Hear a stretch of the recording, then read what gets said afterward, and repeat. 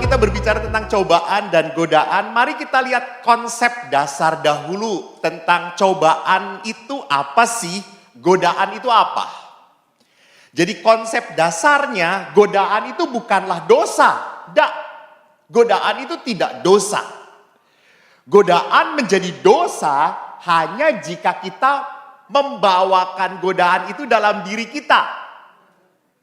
Jadi godaan itu adalah sesuatu yang belum dosa ke dalam diri kita sebelum kita memasukkannya.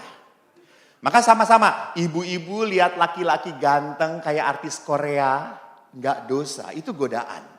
Tapi pada saat Anda langsung mengeluh, kok suami gue nggak kayak gini ya, baru dosa Anda dosa karena mengeluh gitu ya.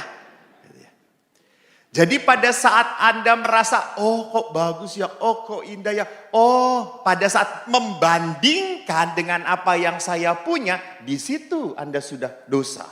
Anda sudah masuk ke dalam godaan itu. Mari kita lihat, bedakan. Kita harus tahu dulu. Supaya apa? Tidak semuanya dosa. No. Ini baru godaan. Tapi hati-hati, seringkali godaan masuk menjadi dosa tanpa disadari. Karena apa? Karena begitu rapuhnya hidup manusia. Sekali lagi, rapuhnya kita. Nah, kalau demikian godaan itu menjadi dosa kalau masuk ke dalam diri kita. Kenapa? Pertama, karena kecerobohan dan terlalu percaya diri. Misalnya saya nggak akan mungkin jatuh lah, nggak akan. Saya udah kuat kok. Jadi karena terlalu percaya diri, orang itu akhirnya apa? Jatuh. Maka nanti kita akan bisa lihat itu dosa yang paling lemah dalam hidup kita adalah apa? Kesombongan. Merasa percaya diri. Overconfidence. Pada saat satu iblis dikeluarkan, 1000 legion akan datang. Yang kedua, kenapa kita bisa godaan itu masuk ke dalam diri kita? Kita menikmatinya dan menyerahkan diri. Ada orang juga, ya memang saya dari sononya sudah kayak gini, udah cetakannya. Nah, itu orang menyerah. Saya teringat ada sebuah cerita dari masyarakat Indian people, seorang tetuanya bercerita kepada anaknya, "Nak, di dalam diri kita itu ada 2 serigala. Serigala yang baik dan serigala yang jahat. Serigala yang baik ini selalu menasehatkan untuk berbuat baik. Untuk berdoa, untuk bertahan, jangan mudah tergoda. Dan serigala yang jahat ini selalu memberi nasihat yang tidak baik. Balas, gak perlu, biarkan saja." Lalu anak tadi tanya kepada penatua tadi, "Pak Tetua, siapa yang menang? Serigala baik atau jahat?" Dan sang tetua ini berkata apa? "Yang menang adalah serigala yang banyak kau beri makan." Jadi kalau kita banyak memberi makan godaan, sedikit, Anda apa-apa, so kita akan mudah jatuh. Maka ada beberapa umat yang berkata, "Romo kok saya dalam hidup saya nggak pernah digoda ya?" Ya iya, karena Anda setan. Bukankah tertulis di kitab suci sesama setan jangan saling menggoda? Jadi kalau Anda merasa bahwa hidup Anda tidak pernah digoda, Anda sudah iblis. Anda sudah setan. Karena Anda tidak pernah merasa apapun salah. Jadi orang ini sudah menikmati, sudah masuk dan sudah tidak merasa gak enak hati lagi.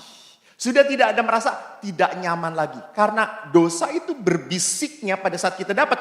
Merasa gak enak, merasa gak nyaman. Dan makin lama kita biarkan, makin lama kita biarkan, hati kita mati. Maka dalam Evangelii Gaudium, surat apostoliknya Bapak Fransiskus dikatakan apa? Akhirnya manusia tidak peka lagi pada suara Tuhan. Karena apa? Tadi sudah masuk ke dalam enak banget, nyaman. Contohnya, orang ketagihan drama Korea. Sampai berpikir, aduh besok apa ya, episodenya gimana ya, dia jadi cerai nggak ya? Gitu. Kalau dia cerai dengan saya aja, saya mau itu. Jadi orang sampai kepikiran kayak gitu. Jadi di saat orang begitu menikmati masuk ke dalam keduniaan, maka sekali lagi disitulah akhirnya orang terperangkap dan lekat pada apa? Godaan. Dan di situ orang sudah masuk ke dalam dosa. Yang kedua, mari kita lihat godaan datang dari mana? Tentu kita tahu di dalam surat Rasul Paulus kepada jemaat di Roma, di dalam kedagingan kita. Memang manusia itu kodratnya lemah. Ingat, kodrat kita lemah. Jadi kodrat kita dalam kedagingan, kita punya kelemahan yang hati-hati kita kadang-kadang tidak pernah menyadari. Karena overconfidence tadi. Saya nggak lemah kok, saya kuat kok. I have no problem kok. Yang paling tahu kelemahan Anda biasanya apa? Setan. Karena dia tahu bisa menggoda banget. Kenapa saya tahu? Karena saya pernah jadi setan mungkin ya gitu. Jadi manusia sekali lagi kodratnya lemah, maka dalam bahasa Paulusnya kedagingan kita. Roh kita kuat tapi daging kita lemah. Kita selalu menginginkan hal-hal yang baik, benar. Tapi pada saat melakukan, susah. Kita tahu banget hal yang benar tuh baik. Apa kalau berumah tangga tuh harusnya seperti apa. Melayani suami tuh kayak gimana. Jadi selalu niat kita bagus, baik. Karena kemauannya terlalu tinggi tetapi pada saat dia harus realistis. Membuka, bekerja, tidak bisa. Jatuh lagi dalam diri dia. Yang kedua, godaan itu muncul dari dunia kita. Kita banyak melihat dunia kita itu punya cara pandang sendiri. Jadi perhatikan bahwa dunia ini sekali lagi bisa menawarkan apapun yang membuat kita tertarik. Bisa jatuh. Jadi saudaraku lihat bahwa godaan itu ada di dalam dunia. Dan godaan itu lihat, setan pun menggoda kita. Ada kuasa kegelapan. Ingat di dalam Injil, menurut Injil Matius. Ditulis oleh Matius, Markus, Lukas. Di dalam Injil Lukas bagus. Dalam Injil Matius setelah setan itu tidak berhasil menggoda Yesus. Setan itu pergi dan malaikat datang melayani Yesus. Dalam Injil Lukas, setan itu menanti waktunya. Hati-hati, menanti waktunya. Maka kita pun sama, akan ada godaan yang membuat kita bisa jatuh. Maka mari kita lihat apa itu cobaan, apa itu godaan. Karena kalau tidak dibedakan, kita akhirnya suka salah tafsir. Bahwa seluruh cobaan, katakanlah dalam tanda petik, itu berasal dari Tuhan. Ingat, Yakobus berkata apa? Jelas banget dikatakan, Tuhan tidak mencobai siapapun untuk membuat mereka jatuh dalam dosa. Jadi Bapak Ibu sadari, Allah itu menghendaki kita untuk hidup dalam keselamatan. Dan kita pun selamat kembali sampai rumah Bapa. Itu inginnya Tuhan. Gak ada Tuhan yang senang anaknya apa? Berdosa dan dikuasai roh jahat. Enggak. Akan ada satu sukacita yang besar dikala seorang anak Tuhan bertobat kembali. Jadi kalau kita lihat surat Yakobus, kita harus sadar. Mari kita lihat di dalam doa Bapa kami. Selalu dikatakan janganlah masukkan kami ke dalam pencobaan. Di sini lihat tidak berarti bahwa Tuhan itu memasukkan kita dalam pencobaan. Tidak. Namun maksudnya apa? Tuhan jangan biarkan saya masuk dan mengikuti pencobaan. Tolong halang-halangi saya. Tolong jaga saya. Tolong lindungi saya supaya tidak jatuh. Supaya tidak mengikuti godaan itu. Nah itu yang dimaksudkan di dalam doa Bapa kami. Supaya saya jangan terhanyut, terbawa. Jadi perhatikan bahwa kita seringkali das masuk begitu saja. Mudah jatuh. Maka pada saat saya berkata, jangan masukkan kami dalam pencobaan Tuhan. Jangan biarkan saya langsung hanyut jatuh begitu saja dalam godaan. Protect me. Ingatkan saya. Nah, Santo Siprianus pernah berkata bahwa dengan meminta dilepaskan dari pencobaan, kita diingatkan bahwa kita ini lemah. Kita sadar, kita punya kelemahan. Fisik, jiwa, roh. Saya ingat Bapak Kardinal itu selalu mengatakan, tubuh kita butuh nutrisi, jiwa kita butuh motivasi, roh kita butuh inspirasi. Kita pun sadar kita punya kelemahan fisik. Dan kelemahan fisik ini kalau nggak diterima, kita akhirnya menjadi orang yang mudah mengeluh terus. Romo sakit dengkulnya, sakit perut cekot-cekot Romo. Namanya orang sudah usia 80 tahun ke atas toh, sudah bingung, dislokasi. Jadi hati-hati, orang sering kali pada saat jiwanya juga sakit, maka orang itu tidak bisa melihat berkat Tuhan. Karena jiwanya sakit. Merasa dia teraniaya. Banyak banget sekarang orang-orang yang selalu merasa teraniaya. Banyak banget orang-orang sekarang menjadi objek penderita. Saya gini tuh karena gitu Romo. Jadi lihat di sini seolah-olah saya ini menjadi korban. Dan kalau demikian akhirnya apa? Dia punya sakit jiwa. Memang tidak parah.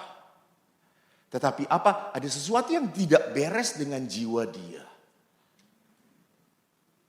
Maka suatu saat saya berhadapan dengan seorang anak yang sejak kecil ditolak oleh orang tuanya. Namun dia dirawat oleh pamannya dengan cinta yang begitu besar. Tetapi dia tetap marah, dia tetap jengkel, dia tetap kecewa dengan papa mama aslinya.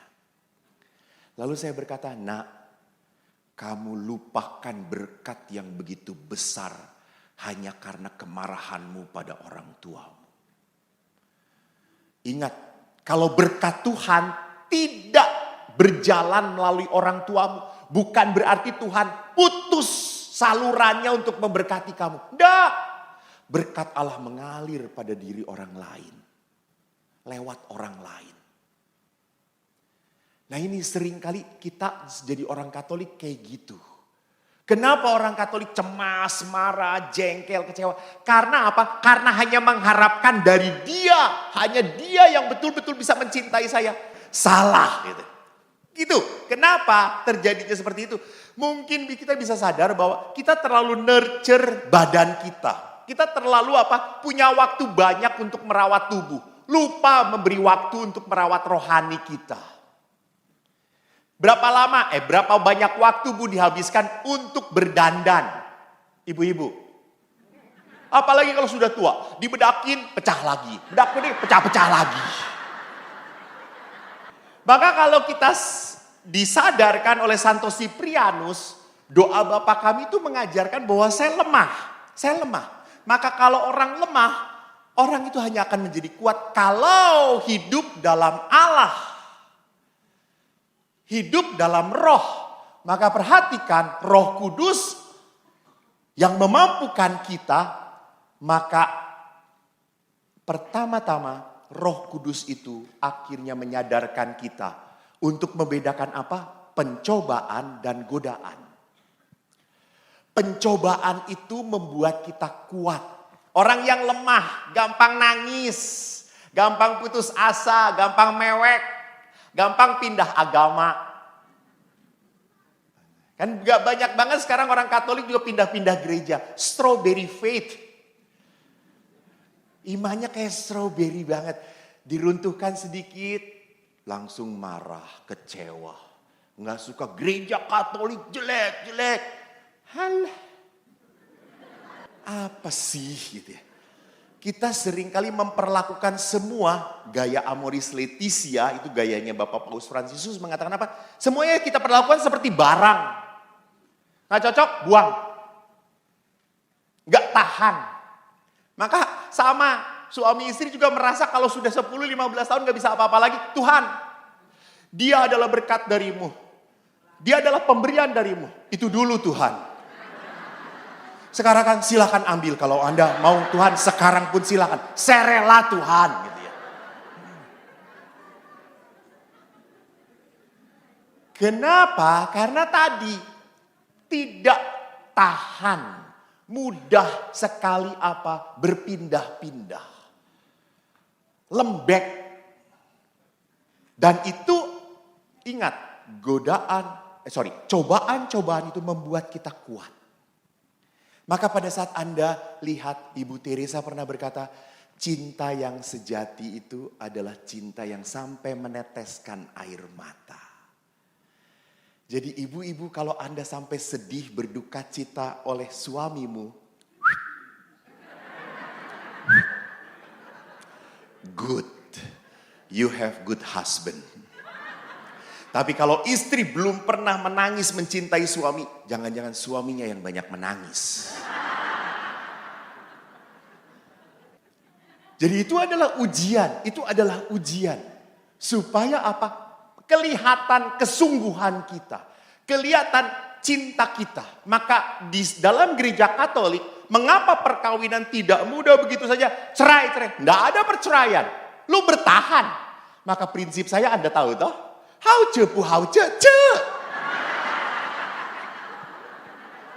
Itu yang saya pegang. Yang mau jadi pastor saya yang bisa membuat saya bahagia menjadi pastor. Saya bahagia karena apa? Tuhan memakai saya, Tuhan memberkati saya, Tuhan mencintai saya. That's enough for me. Tapi kalau tiba-tiba karena Tuhan cinta lalu banyak ibu-ibu ngirimin makanan, oh that is blessing you know. Dan kalau tidak ada yang memberi makanan, telepon saja. It's blessing also, isn't it? Lihat, penuh kebijaksanaan. Jadi kalau godaan itu selalu memimpin kita kepada dosa, jatuh. Nah yang kedua, Roh Kudus itu memampukan kita untuk membedakan kita ini digoda atau sedang mengikuti godaan. Kadang sering tak sadar bahwa kita ini sedang mengikuti godaan tadi. Yang tiba-tiba hanyut saja. Maka saya tahu batas karena apa? Bisa hanyut, tergoda dan akhirnya apa? Merindukan. Kalau sudah merindukan, Anda sudah ketagihan. Dan ketagihan itu adalah bahasa dosa. Kita sudah ketagihan itu karena melekat. Gue gak bisa happy kalau gak ada itu. Itu ketagihan, betul atau tidak? Betul. Yang ketiga, tidak hanya kita antara digoda dan mengikuti godaan. Kita harus sadar, kalau kita selama digoda, oke. Tapi pada saat kita sudah mengikuti godaan, kita harus detach. Tidak attach. Detach itu mengambil jarak. Saya harus mengambil jarak. Sama, kalau saya sudah marah, pusing, tidak tahu apa yang harus Anda lakukan, Anda sudah terlilit oleh kuasa kegelapan. Jadi kuasa kegelapan itu bisa juga kerumitan jiwa, dalam bahasa Inggris scrupulous gitu ya. Semua hal dijadikan salah, semua hal dijadikan rumit. Itu sudah kusut. Yang ketiga adalah apa? Membuka kedok kebohongan pada godaan. Itu yang tadi saya katakan. Godaan sering nampak baik, indah, namun ujungnya maut. Ujungnya penderitaan. Ujungnya menjadi apa? Saya merasa menderita. Saya merasa salah. Maka perhatikan, kalau orang itu sadar, kuasa kegelapan itu bukan seperti yang menakutkan. Indah kok, bagus kok. Maka konsultasi pun kalau hampir Anda satu konsultasi dan Anda pergi bagus, terbantu bagus. Tapi kalau dengan 1, 2, 3, 4, 5 konsultasi Anda nggak beres, Nah, ini tanda-tanda. Ini tanda-tanda apa? Tanda-tanda Anda sudah ketergantungan, kelekatan. Bahasa roh jahat selalu dilogis-logiskan, selalu masuk akal. Tidak salah kok. Contoh, lihat orang yang merindukan anak. Lalu pakai bayi tabung. Bolehkah dalam gereja? Nah lihat tuh, tidak ada kesepakatan. Boleh atau tidak? Boleh atau tidak? Nah, jelas. Gereja punya hukum yang jelas. Bahwa untuk kelahiran seorang anak itu hanya boleh terjadi secara normal. Tidak ada intervensi manusia seperti apapun. Lalu akhirnya ada orang yang mengatakan, Romo, kan ada orang yang sungguh mau merindukan ingin punya anak. Kenapa kok nggak boleh? Kok tidak diperbolehkan? Kan wajar toh seorang ayah ibu merindukan seorang anak. Betul. Tapi ingat, anak itu di dalam hidup perkawinan adalah anugerah. Dan jangan menjadikan anak sebagai sumber kebahagiaan perkawinan Anda. Salah. Karena hati-hati, anak pun bisa merenggut cinta suami istri. Tuh. Pada suami istri itu tidak boleh cintanya kurang dari 100%. Anak itu buah dari cinta suami istri. Karena seringnya apa? Saking cintanya kepada anak, you have so many time with your children, but you have no time with your couple. That's not right. Gak benar. Maka sering juga terjadi opa oma senang sekali ngerawat cucunya. Dan cucu senang dengan opa oma. Karena semua apa-apa boleh. Oma gak berani melarang. Sekali melarang cucu gak akan datang.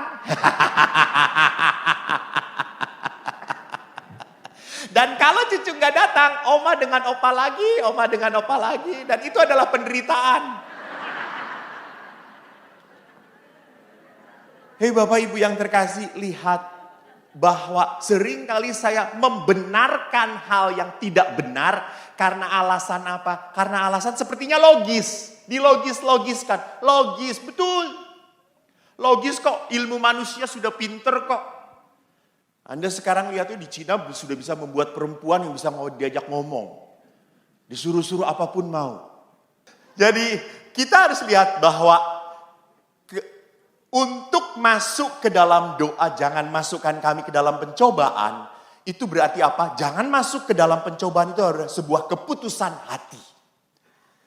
Sebuah keputusan. Maka pertobatan, kalau kita berbicara tentang pertobatan, itu bukan hanya kemauan tetapi kesungguhan. Metanoia, membalikkan. Jadi kalau saya malas dengan suami, gak mau menyapa, justru saya sapa. Ajar kontra.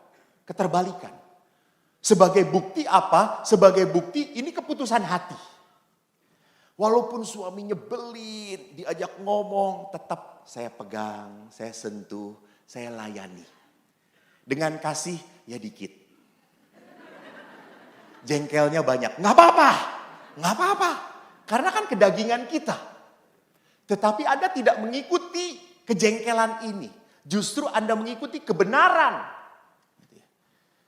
Jadi Anda nanti akan bertanya, Romo kalau saya jengkel tapi tetap melayani dia, tersenyum pada dia munafik atau bukan? Bukan. Tidak munafik. Anda mengalahkan kelemahan Anda. Kalau munafik itu kan jadi ngomongin,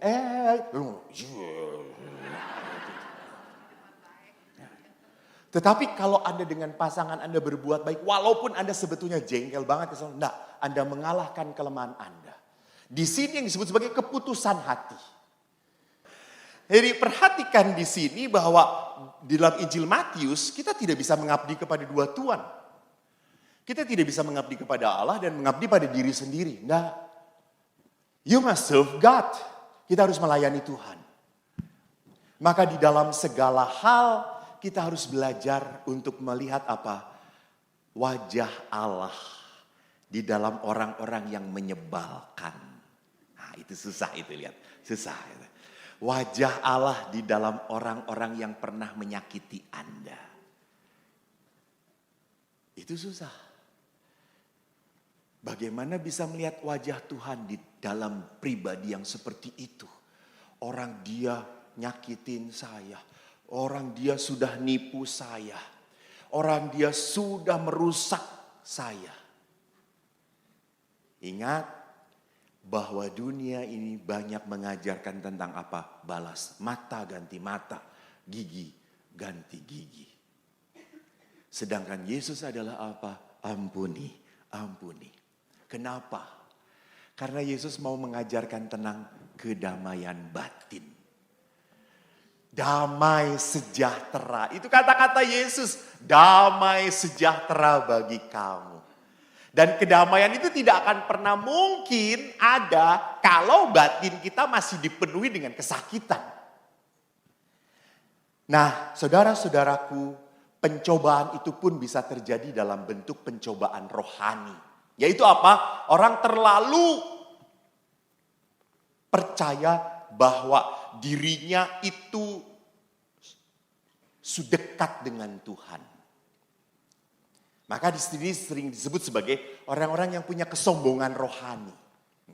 Saya sudah diberkatin Tuhan kok. Saya kalau berdoa, maaf ya, tidak dengan bahasa Indonesia lagi, dengan bahasa roh.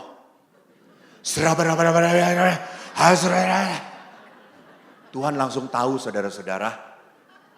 Lalu Anda punya karisma mendoakan, menyembuhkan. It's only God. You are the tools of God. Tuhan hanya mau memakai kamu. Maka saya bersyukur jadi pastor. Banyak didoakan oleh saya cepat meninggal. Ada juga yang didoakan oleh teman-teman saya pada sembuh. Dan dia terkenal. Dia terkenal. Saya kurang populer untuk pendoaan. Ya sudah, Tuhan tidak memakai saya untuk itu. Ya terimalah. Setiap orang mendapat karunia-Nya masing-masing dan harus digunakan untuk apa? Untuk membangun gereja Allah, membangun gereja Tuhan. Jadi di sini harus kita sadar kalau kita punya talenta, kita punya berkat, ini pemberian Allah yang harus diberikan pada orang lain. Bahwa kita itu dipanggil oleh Tuhan bukan untuk menjadi tangki. Tangki itu mengumpulkan. Enggak. Kita dipanggil oleh Tuhan untuk menjadi apa? Talang. Pemberi berkat. Ya, jadi perhatikan ada orang-orang tertentu yang sadar bahwa ini berkat itu bukan untuk saya habiskan. Bukan hanya untuk diri saya. Biarkan orang lain pun menikmati melalui saya. Melalui saya. Tapi apa yang saya mau katakan, saya bahagia toh di dalam gereja Katolik cukup banyak umat yang mudah tergerak hatinya oleh belas kasihan. Begitu mudah. Enggak takut. Enggak takut kalau memberi langsung habis dan kekurangan. Enggak. Banyak yang akhirnya berkata, Romo kalau butuh bantuan lagi telepon. Saya mau memberi, saya mau berbagi. Look, apa maksudnya? Orang-orang ini merasa bahwa kesejahteraan ini bukan hanya milik dia. Nah saudara-saudara, sekarang kalau kita sudah berpikir tentang godaan, cobaan. Mari sekarang kita masuk ke dalam apa? Pertobatan. Saya tidak mau melihat pertobatan itu sebagai sebuah peristiwa anak bungsu yang hilang. Itu kok sudah biasa aja. Zakeus bertobat, enggak. Saya mau melihat justru pertobatan itu dalam rangka kekudusan. Kenapa orang mau bertobat? Karena orang mau menjadi orang kudus. Dan ingat, kekudusan itu sesuatu yang mutlak, harus. Mari kita lihat surat-suratnya. Dikatakan kekudusan itu bisa berjalan kalau kita tahu kekudusan itu harus jalan seperti apa. Dan siapa jalannya sampai kepada kekudusan. Untuk sampai kepada kekudusan hanya Yesus jalannya. Dia memberikan cara untuk sampai pada kekudusan.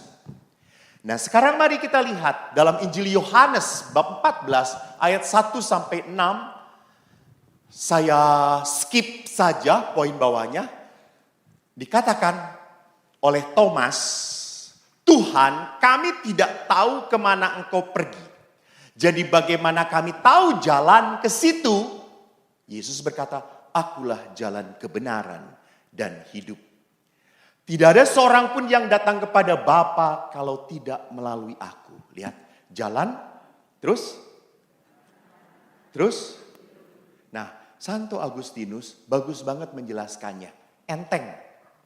Akulah jalan, artinya apa? Kamu berjalan di sampingku. Kau harus berjalan di samping aku. Dan kalau Yesus berkata, aku kebenaran, itu artinya apa? Kau harus datang kepadaku. Ngobrol dengan aku. Bicara dengan aku.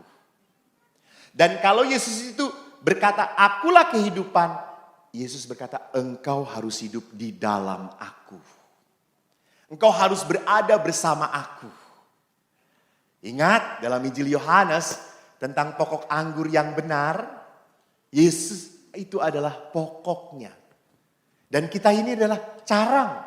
Kita tidak akan pernah membuahkan kasih, damai, pengampunan kalau tidak pernah nempel pada pokoknya. Yaitu pada siapa? Pada Tuhan sendiri. Maka kalau kita berbicara tentang Yesus itu jalan, kita harus sadar. Hanya Kristus yang adalah Allah yang dapat memberikan kepastian jalan keselamatan. Dan jalan ini adalah jalan kesempurnaan kasih atau kekudusan yang harus dicapai oleh 3 hal. Menyangkal diri, terus. That's right, 3 hal itu. Menyangkal diri, memikul salib, dan mengikuti aku. Maka di dalam Lumen Gentium artikel 42, hasil dari Dekret Konsili Vatikan kedua, dikatakan apa? Semua orang beriman Kristiani diajak dan wajib mengejar kesucian dan kesempurnaan sebagai status hidup mereka. Yang ingin saya lihat tekankan di dalam Lumen Gentium ini bagus sekali mengatakan apa? Bagaimana caranya mengejar kesucian, kesempurnaan. Lihat yang saya garis biru ini. Mengarahkan keinginan hati dengan tepat. Jadi keinginan kita tuh harus diarahkan. Karena keinginan kita itu seringkali arahnya kemana-mana. Kan kalau kita lihat sekarang setelah pandemi ini berkurang, semakin berkurang. Orang itu berpikir, Romo ziarah kemana? Yuk kita pergi kemana? Yuk kita ke sana. Lihat, orang seolah-olah, sudahlah jangan ngasih-ngasih. Kita juga butuh healing. Orang-orang sekarang healing. Sambil ngegiling. Kan cari kuliner atau ngegiling itu gitu ya. Jadi orang-orang sekarang lihat, inginnya kalau udah dapat berkat, untuk dipakai apa? Beli apa? Kemana? Itu. Meributkan ke sana. Maka kalau orang hanya meributkan tentang diri dia, maka orang itu tidak akan pernah punya waktu untuk memikirkan orang lain. Maka kita harus belajar apa? Mengatur keinginan kita pada hal-hal yang tepat. Dan yang kedua menarik, menggunakan hal duniawi ini digunakan. Namanya berkat, dipakai, dikasih oleh Tuhan. Berkat itu anugerah, bukan musibah. Enggak, pakailah. Tetapi apa? Jangan melekat pada kekayaan. Tidak melekat. Jadi kalau hilang, ya sudah. Ya enggak apa-apa. Seorang anak SMA pernah cerita pada saya, Romo, saya itu pernah naik motor tabrakan. Tabrakannya tunggal, saya licin, jatuh, saya nabrak pohon. Saya telepon kepada mama, Ma aku tabrakan. Mamanya langsung, motornya gimana?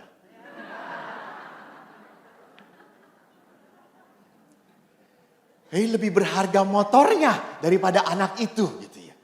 Karena mamanya itu langsung berpikir 25 juta ini motor. Dia tidak berpikir anaknya bagaimana gitu. Jadi semua diukur pada kelekatan materi. Saya juga mohon maaf. Saya kok rada rada anti dengan kesaksian-kesaksian yang saudara-saudara, setelah saya mengikuti Yesus, Apalagi saya setia mengikuti ORK saudara-saudara. Setelah mengikuti OKS, rajin. Usaha saya makin diberkati Tuhan Romo. Saya nyumbang ke Romo Yus 10 juta, Tuhan ngasih ratusan juta Romo. Jadi perhatikan, kok jangan menjadi manusia yang bergaining dengan Tuhan. Ini melekat. Saya baru menyumbang kalau diberkati Tuhan. Oh my goodness, dari dulu Tuhan ngeberkatin. Ya toh. Aneh setelah merasa diberkatin, setelah banyak cuan gede. What? Lu bisa hidup aja udah berkat. Sudah berkat. Tugas Allah itu bukan tugas. Karya Allah itu adalah memberkati. Jangan sampai kita melekat. Maka Bapak Ibu, ada 3 hal yang ingin saya tekankan. 3 pola injili untuk melawan godaan. Untuk masuk ke dalam kekudusan. Pertama, memang karena saya seorang biarawan, beliau rohaniwan. Di biara itu kami mengucapkan kaul, kemurnian, kemiskinan, dan ketaatan. Lalu di sini dikatakan kesucian, kemurnian apa? Lekatkan hidupmu pada Tuhan. Lekatkan hidupmu pada Tuhan. Bapak Ibu, tolong jangan pernah berpikir itu mah hanya untuk para imam, para suster, biarawan. No. Justru makin yang membutuhkan supaya bertahan adalah suami istri. Suami istri. Mengapa begitu? Bu, Pak, yang banyak datang minta didoakan itu suami istri. Suami istri. Kenapa? Karena begitu beratnya. Anda harus memikirkan pasangan Anda yang makin dipikirin makin nyebelin. Anda harus memikirkan usaha Anda, anak-anak Anda, cucu-cucu Anda, semua dipikirkan. Romo Yus kan tinggal telepon doang. Orang langsung berbelas kasih. Jadi Bapak Ibu yang membuat Anda kuat bertahan sekali lagi hanya doa. Jadi Bapak Ibu ingat banyak hal dalam kehidupan yang tidak bisa kita hadapi. Saya percaya itu. Kalau Anda sendirian, Anda hanya bisa bersama Tuhan. Maka jangan pernah berdoa, Tuhan mudahkan hidup saya. Jangan banyak permasalahan, no. Berdoalah, Tuhan sertai aku supaya aku kuat. Supaya aku kuat. Di dalam pelayanan pun berat. Emangnya setiap pelayanan adalah para malaikat? Tidak. Jadi perhatikan, banyak dalam kehidupan Anda tidak akan pernah bisa bertahan kalau tidak dalam Tuhan. Maka bahasa Bapak Paus banget. You must become a Christ-centered person. Christ-centered person. Sedikit-sedikit pada Yesus, sedikit-sedikit mengadu pada Yesus. Tidak apa-apa, you are children of God. Kau anak Tuhan. Maka ngomongnya pada siapa kalau bukan pada Bapak? No, Tuhan. Yang kedua adalah apa? Kemiskinan. Hidup sederhana. Tidak terikat ugahari. Ugahari itu apa? Bebas. Semua berkat suatu saat akan pergi. Oke. You must know how to detach. And you will know how to detach when you know how to attach. Artinya apa? Saya kalau diberi berkat, nikmatilah berkat itu. Jadi kalau selama Anda masih diberi kesempatan kehidupan, Allah itu mau menjadikan apa? Hidup berarti. Gitu. Jadi hidup itu dalam kebiasaan apa? Ugahari. Punya ya sudah, hilang ya sudah. Gitu ya. Mudah. Bisa menerima dan bisa juga sadar untuk membagikan. Yang terakhir adalah apa? Ketaatan. Ketaatan kepada apa? Allah sendiri. Kepada gereja. Maka kalau gereja itu mengatakan tidak, ya tidak. Setialah. Kalau gereja mengatakan ini yang benar, ya ikuti gereja. Bapak Ibu ingat, yang menyelamatkan kita bukanlah kebaikan kita. Enggak mungkin. Bapak Ibu, sekali lagi saya katakan, bukan kehebatan kita, tetapi kesetiaan kitalah yang berkenan pada Tuhan.